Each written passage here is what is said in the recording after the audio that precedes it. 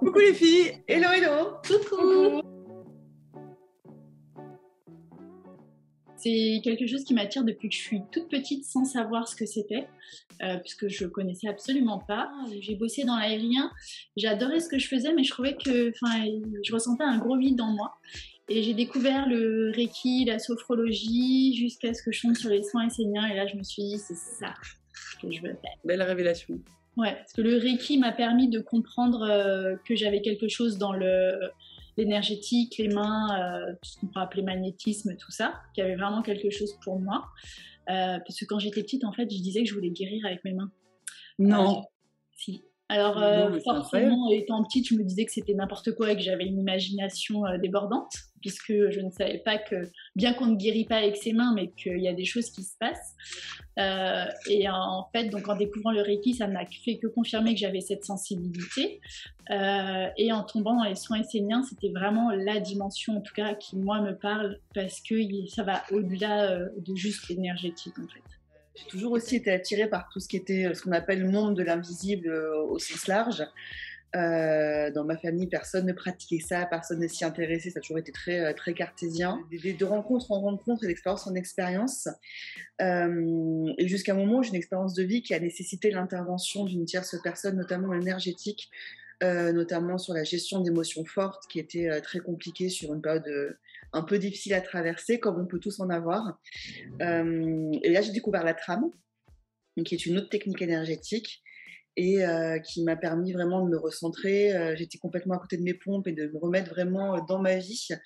Et à partir de ce moment-là, j'ai commencé un peu à chercher, à découvrir donc la trame. J'étais sur des cercles chamaniques, j'ai fait la psychonégéologie. J'ai vraiment touché à plein de choses, plutôt en position de je reçois les séances, jusqu'au moment où je me suis dit, bah ouais, en fait, je vais me former pour moi. Je suis tombée dans le Reiki, alors à la base, pas forcément pour le Reiki, puisqu'à un moment, c'était un gros phénomène de mode, le Reiki, tout le monde en parlait, et moi, plus on en parle, et moi, ça m'appelle. L'enseignement que j'ai reçu du Reiki, qui m'a vraiment amenée à continuer, parce que du coup, l'enseignante que j'ai rencontrée, c'était vraiment une femme libre, une femme ouverte, une femme qui était passée elle aussi par des événements de vie pas forcément faciles et qui s'était réapproprié sa vie, et elle avait une vision vraiment de l'enseignement de Reiki pour le Reiki, mais aussi avec un fort développement personnel derrière. Donc voilà, donc elle avait aussi cette liberté de penser qu'elle avait m'a complètement convaincue, puisque moi j'ai du mal avec la notion de non-choix et de non-liberté, donc il me fallait vraiment ça dans l'enseignement Reiki. Et plus en fait je rentrais dans ce monde d'accompagnement de l'autre, d'énergétique, d'ouverture, plus je me sentais vraiment dans un confort profond dans ma vie professionnelle d'avant, qui était beaucoup plus cadrée, où j'étais avec des gens fort sympathiques, mais voilà, ça ne me correspondait plus en fait. Plus je trouvais ma place quelque part, Ouais. plus la place que j'occupais, qui n'était pas juste pour moi avant, devenait inconfortable. Et donc de là, voilà, j'ai tout arrêté, et maintenant je suis à 100% dans mon activité d'énergéticienne, et je suis en surkiffance totale.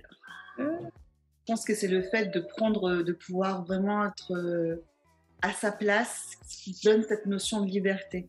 Trouver ma place dans un monde où tout est En case. défini, tout est en des cases. Donc j'étais toujours, en fait, sur la fin, je pense, de mon expérience, j'étais toujours en suradaptation à rentrer dans un cadre qui n'était pas le mien. Et là, de la même manière que l'énergétique et le Reiki, j'adore, mais j'aime aussi le massage. Et puis, me renseigner sur la reprogrammation de schéma, j'aime aussi. Et l'idée, c'est vraiment d'avoir un peu, quand je parlais de boîte à outils, d'avoir cet ensemble d'expériences et de pratiques pour pouvoir ajuster au mieux après et accompagner au mieux les personnes qu'on reçoit. Et aussi, c'est dans toutes ces rencontres et dans cette multiplicité de pratiques et de découvertes que je suis complètement à ma place, en fait. Et cette notion de liberté, pour moi, est importante. De ne plus avoir à porter qu'une casquette, de pouvoir être tout ça. Et c'est encore en cours, hein, parce que prendre sa place, je pense que dans mon cas, ça va être le chemin d'une vie entière.